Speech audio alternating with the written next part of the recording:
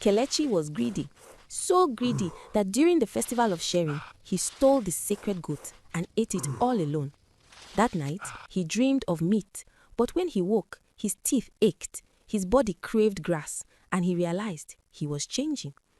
By the festival morning, no one recognized him, not as a man, not as a goat. What happened to Kelechi will shock you. The first time Kelechi stole food from his neighbor's pot, he was only 7 years old. His mother had beaten him that day, not because he was hungry, but because he had eaten from 3 different pots in 3 different compounds before coming home to eat her own food. A boy with one belly does not need 4 meals, she had said, her voice sharp as broken glass. But Kelechi never learned. Now, at 32 years old, he was the wealthiest trader in Akomo village, yet the greediest man anyone had ever known. His barn overflowed with yams, while his neighbor's children licked empty plates. His clay pot held enough palm oil to last 3 seasons, but he would not give 1 drop to the widow next door, even when she begged. Every man for himself, Kelechi would say, his belly pressing against his wrapper like a drum. My hands worked for this. Why should lazy people enjoy what I suffered for? The village tolerated him because his father had been a good man. They tolerated him because they believed everyone deserved patience. They tolerated him because they did not know what else to do. Then came the season of the great festival. Every 7 years, Akomo village celebrated the festival of sharing, when the ancestors were believed to walk among the living. The whole village would gather at sunset, and the eldest woman would slaughter a white goat. Not just any goat, but the sacred festival goat chosen from birth and fed with prayers and special herbs. The meat was never for one person, it was for everyone. The living would eat their portions, and the rest would be burned as an offering to the ancestors, so that the dead could feast with the living. This was the old way. This was the sacred way. Kelechi's mouth watered every time he thought about that goat. So much meat, he whispered to himself one evening, watching the goat graze near the shrine. Its white coat shimmered in the fading sunlight, and its eyes were calm, almost knowing. All that meat wasted on dead people who cannot even taste it, wasted on villagers who do not appreciate good food. His stomach rumbled, not from hunger, but from desire. What Kelechi did not know was that the goat was watching him too. 3 nights before the festival, Kelechi could not sleep. He tossed on his bamboo mat, his mind churning with images of roasted meat, crispy skin, and the smell of pepper and bitter leaf. He imagined biting into the tender flesh, juices running down his chin, his belly finally, truly full. Just this once, he told himself, just this one time I will eat like a king. When the moon hung low and the village was deep in sleep, Kelechi arose from his mat. His heart pounded as he crept through the darkness, his feet making no sound on the dusty path. The goat was tied near the shrine, a simple rope around its neck. It did not struggle when he untied it. It did not bleat when he led it away. It simply followed him, its hoofs clicking softly on the ground, as if it had been waiting for this moment all along. Kelechi's hands trembled as he led the goat into the forest behind his compound. His breathing came fast and shallow. Sweat dripped from his forehead, despite the cool night air. Forgive me, ancestors, he muttered, though he did not mean it, but a man must eat. He raised the knife, and the goat's eyes met his, calm, knowing, almost pitying. Then he struck. Blood steamed in the cool night air. Kelechi worked quickly, his hands slippery with blood and his heart hammering in his chest like a talking drum. He skinned the goat with the skill of a man who had slaughtered many animals, but never one like this. Never one that belonged to the ancestors. It is just meat, he whispered to himself, trying to calm the strange feeling crawling up his spine. Just meat and bone, nothing more. But his hands would not stop shaking. He built a small fire behind his compound, hidden by tall elephant grass. The flames leaped at the darkness, casting dancing shadows on his face. As the meat roasted, the smell filled the air, rich, mouth-watering, almost too perfect. His stomach growled so loudly it seemed to echo in the silent night. When the first piece was ready, Kelechi could not wait. He tore into it with his teeth, barely chewing, swallowing chunks of hot meat that burned his throat. Fat coated his lips. He ate and ate and ate, his eyes rolling back in his head with pleasure. This is what the ancestors have been keeping from us, he said between mouthfuls, his voice thick with greed. This is what they did not want us to taste. He ate the legs, he ate the ribs, he ate the head, cracking the skull to suck out the brain. He ate until his belly swelled like a pregnant woman's. He ate until he could barely breathe. He ate until the sun began to rise and only bones remained. Then he buried the bones deep in the forest, covered the fire with sand, and stumbled back to his compound. His body was heavy, his mind foggy with satisfaction. He collapsed on his mat and fell into a sleep so deep it felt like drowning. He did not hear the elders discovering the empty rope at the shrine. He did not hear their cries of horror. He did not hear them calling his name. When Kelechi awoke, the sun was high and hot. His mouth tasted strange, bitter and grassy, like he had been chewing leaves. His stomach, which should have been full and satisfied, cramped with a dull ache. Too much food, he muttered, rubbing his belly. I ate too quickly. But the taste in his mouth would not go away. He went to the stream to drink, but the water did not help. The bitter, grassy taste clung to his tongue, grew stronger, became almost pleasant. He found himself staring at the green plants growing along the stream bank, and his mouth watered. What is wrong with me? He whispered. When he returned to the village square, everyone was gathered. The elders stood in the center, their faces grave. The oldest woman, Mama Nkiruka, held the empty rope in her wrinkled hands. The sacred goat is gone, she announced, her voice carrying across the silent crowd. Someone has stolen the ancestors' portion. Someone has committed the greatest sacrilege. Murmurs rippled through the crowd like wind through dry leaves. People looked at each other with suspicious eyes. Children clutched their mothers' wrappers. Mama Nkiruka raised her hand for silence. Her eyes swept across the crowd, and for one terrible moment, Kelechi felt sure she was looking directly at him, seeing straight into his guilty soul. Whoever did this, she said slowly, her voice like distant thunder, will reveal themselves. The ancestors always collect what is owed to them. Always. Kelechi swallowed hard. The grassy taste in his mouth grew stronger and his teeth began to ache, a deep throbbing pain that made his eyes water. That night, lying on his mat, he felt the first itch on his forehead.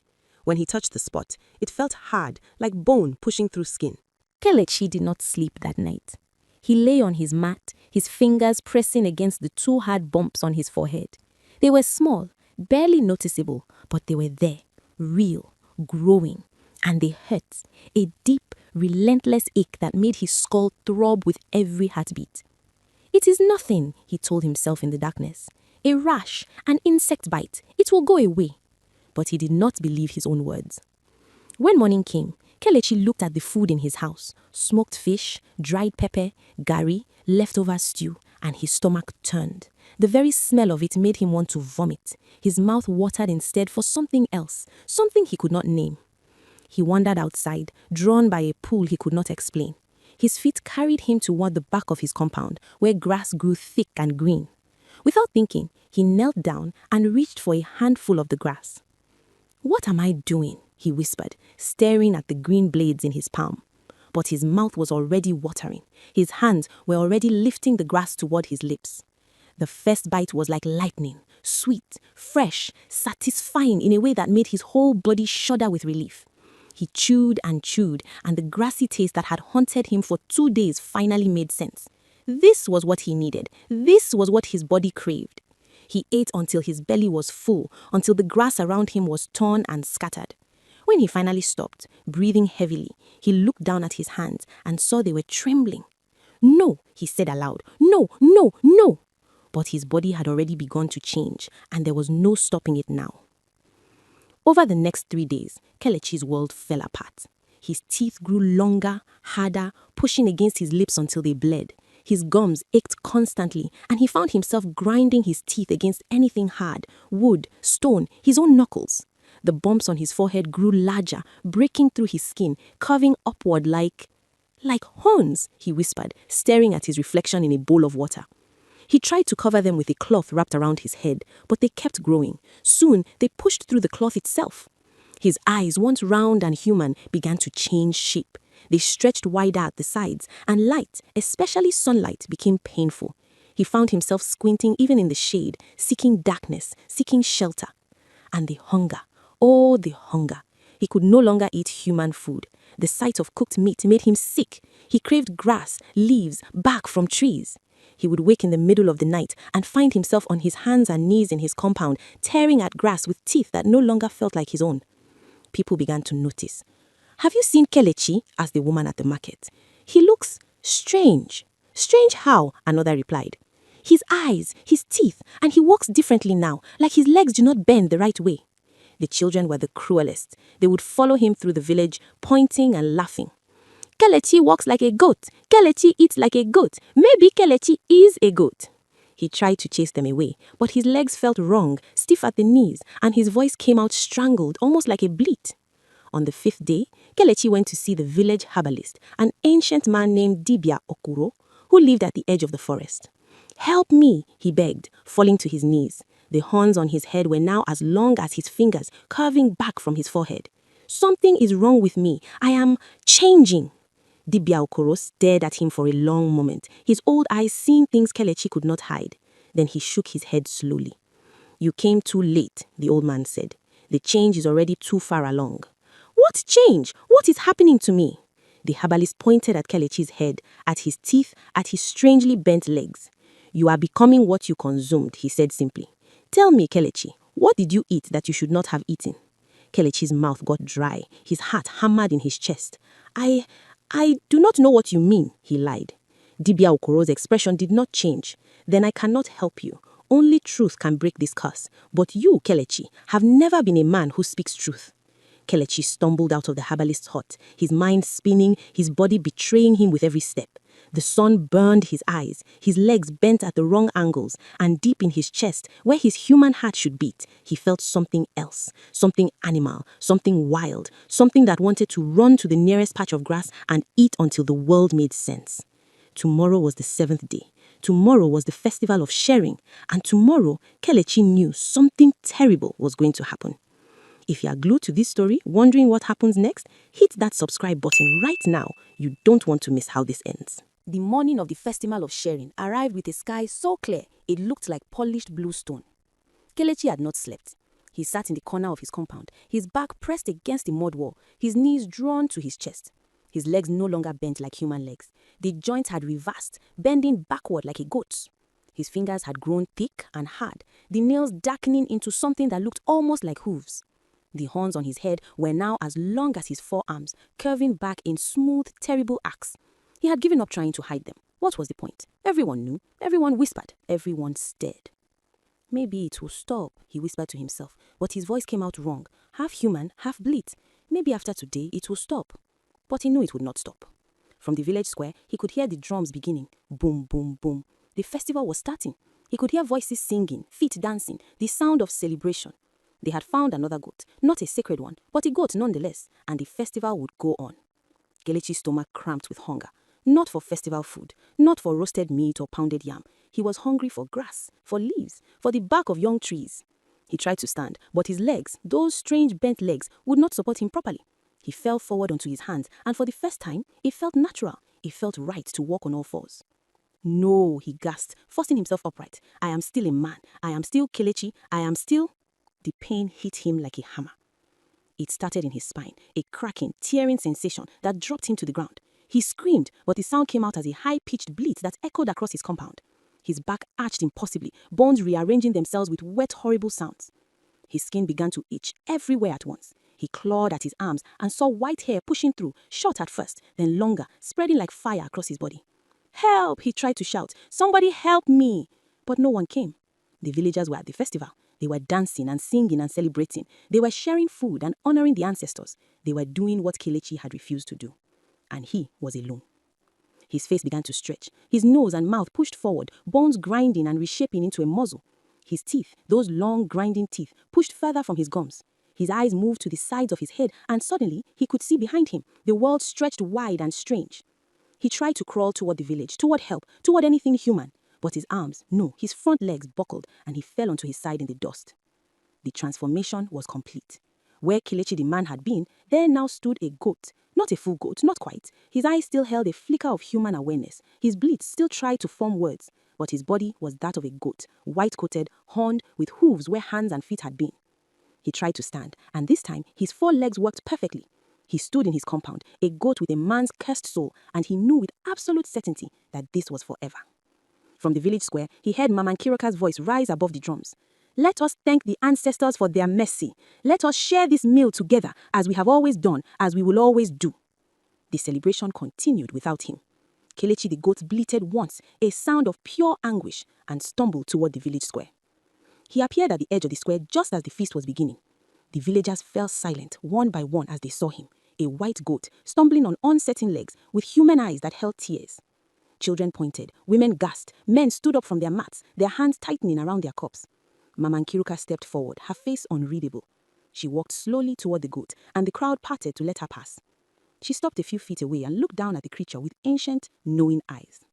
Kelechi, she said softly. It was not a question. The goat, Kelechi, bleated and nodded his head. Tears streamed from his wide-set eyes. You ate the festival goat alone, Kelechi. You took what was meant for all and devoured it in darkness. You thought the ancestors would not notice. You thought there would be no price. Kelechi bleated again, a desperate sound that might have been sorry, or might have been help, or might have been both. Mama Nkiruka shook her head slowly. The goat did not curse you, Kelechi. Your greed did. When you ate the sacred goat alone, you became what you consumed. You are now what you valued most, a belly full of meat with nothing else left. The elders gathered behind her, their faces grave. One of them spoke. Is there no cure, no medicine? Mama Nkiruka was silent for a long moment. Finally, she said, the ancestors are not cruel, but they are just. Kelechi must learn what he refused to learn as a man. Humility, sharing, and the truth that no one can live well alone. She turned to Kelechi the goat. You will live among the goats now. You will eat grass and sleep in the pen. You will be cared for as all our animals are cared for. But you will not be a man again until you truly understand what it means to be part of a community. Kelechi bleated, a sound of desperation that broke the hearts of even those who hated him. But the elders were firm. This was his punishment. This was his lesson. That day, as the festival continued, Kelechi was led to the goat pen at the edge of the village. He was given grass to eat and water to drink. The other goats sniffed him curiously, then accepted him as one of their own. And Kelechi, who had once been the wealthiest man in Akomo village, spent his first night as a goat, alone, but finally learning what it meant to have nothing and need everything. Days became weeks. Weeks became months. Kelechi lived among the goats, eating when they ate, sleeping when they slept. At first, his human mind screamed against it, the humiliation, the disgrace, the absolute horror of his new existence. He would lie in the pen at night, listening to the sounds of the village beyond the fence, and he would weep. But goats cannot cry human tears for long, and slowly, without him noticing, something began to change inside him.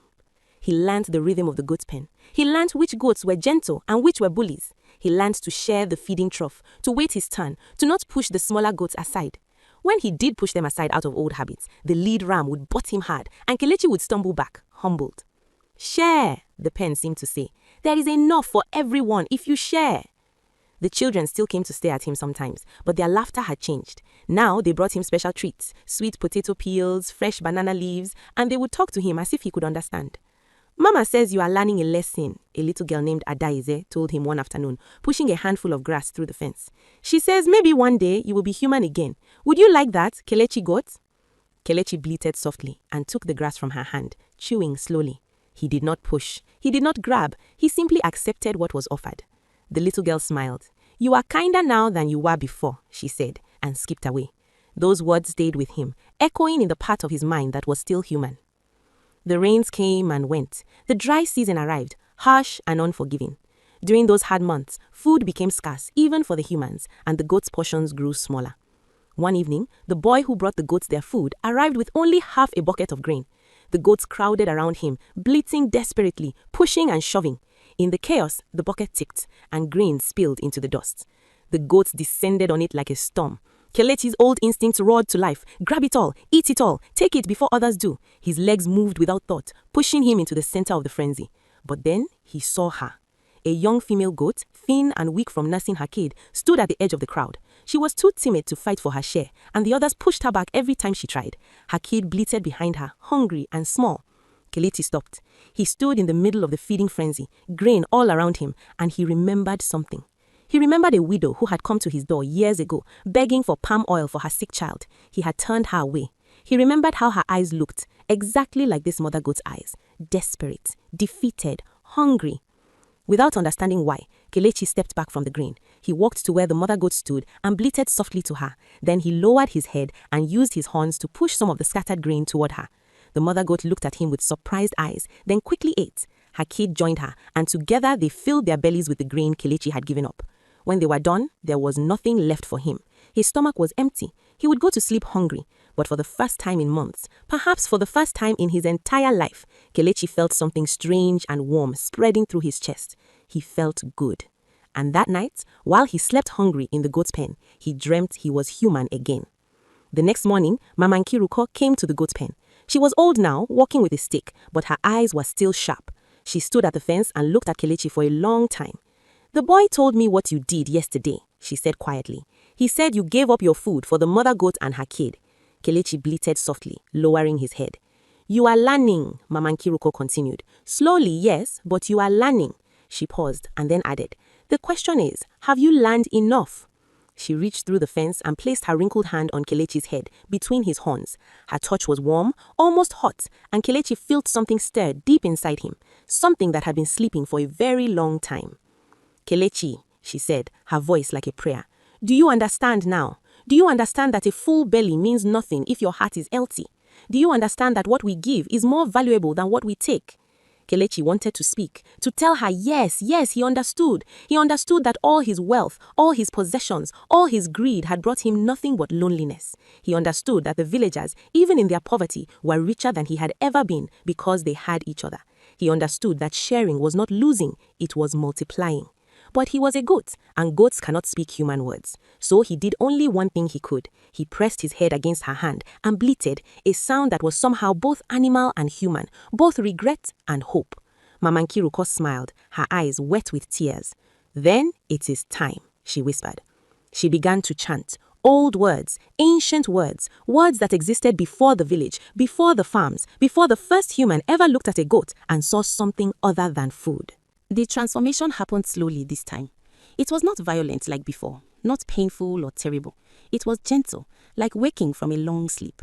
Kelechi felt his body begin to shift, bones rearranging, muscles reforming. The white hair receded, the horns shrank, his legs straightened, his face pulled back into human shape. When it was over, he knelt in the dust of the goat's pen, naked, thin, weak, but human again. The goats around him bleated softly, almost in farewell. Mama Nkiruka opened the gate and helped him to his feet. The villagers had gathered, watching in silence. They did not cheer, they did not celebrate. They simply watched as a man who had been lost returned to them. "You have learnt your lesson," Mama Nkiruka said, her voice carrying across the crowd. "But do not forget it, Kelechi. The ancestors are watching, always watching. And if you return to your old ways, they will not be so merciful a second time." Kelechi nodded, his throat too tight to speak. Tears streamed down his face, human tears this time, salt and sorrow and gratitude all mixed together. "What will you do now?" Mama Nkiruka asked. Kelechi looked at the village square, at the people who had watched his downfall and his transformation. He thought of his compound, empty and quiet. He thought of his barns, full of yams he had never shared. "I will share," he said quietly. "Everything I have, I will share it all." And he did. That evening, Kelechi opened his barns and invited the entire village. He brought out yams and palm oil, dried fish and pepper. He distributed his wealth with trembling hands, and with each person who received something, he felt lighter, as if he had been carrying a heavy load for years and was finally setting it down. The widow who he had once turned away came to him last. She stood before him, her eyes unsetting. "I am sorry," Kelechi said, his voice breaking. "I am so sorry." She looked at him for a long moment, then nodded. "We are all learning," she said simply. "Every day, we are all learning." Years passed. Kelechi never became wealthy again, but he never wanted to be. He walked like everyone else, ate like everyone else, shared like everyone else. He became known not as the greedy man, but as the man who learned. When the festival of sharing came around again 7 years later, Kelechi was the one who helped slaughter the sacred goat. And when the meat was distributed, he took only his portion, no more, no less, and he ate it with gratitude, surrounded by his community. The little girl, Adeze, now a young woman, sat beside him and smiled. "You are kinder now than you were before." She echoed words she had spoken years ago to a goat in a pen. Kelechi smiled back. "I had a good teacher," he replied, looking at the goat's pen in the distance. The lesson was simple. Those who eat alone will live alone. Those who share will never be hungry because they will always have each other. And in the goat's pen, the animals grazed peacefully, teaching the same lesson they had always taught, that the earth provides enough for everyone if only we are willing to share. The end. The value. Greed isolates us, but generosity connects us. What we hoard dies with us, but what we share lives forever in the hearts of others. The greatest wealth is not what we possess, but what we give away. If this story moved you, if it taught you something, if it made you think differently about sharing and community, subscribe now. Share this story with someone who needs to hear it. And remember, we all have a little bit of Kelechi in us. The question is, what will we do about it? Subscribe now.